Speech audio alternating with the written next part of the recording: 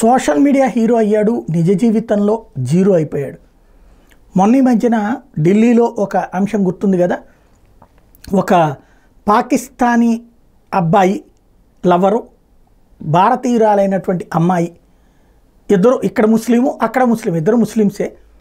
పాకిస్తాన్ అబ్బాయి, వీళ్ళిద్దరికి రిలేషన్ ఉంది, స్నేహం ఉందో సంథింగ్.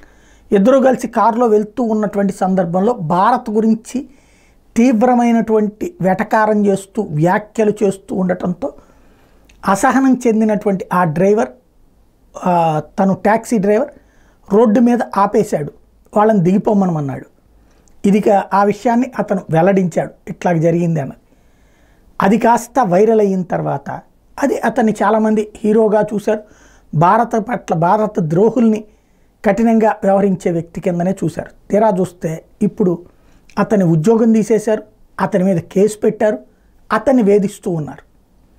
అంటే క్రమంగా అతనికి ఆ రోజున హీరో అయ్యాడు, తర్వాత చూస్తే అతని వెంట నిలబడేటటువంటి వాళ్ళు లేరు. ఇప్పుడు ఇది నెటిజన్స్ ప్రశ్నిస్తున్నారు. ఏం జరిగిందో చెప్పండి అని ప్రభుత్వాన్ని, ఏం చెప్దో చూద్దాం.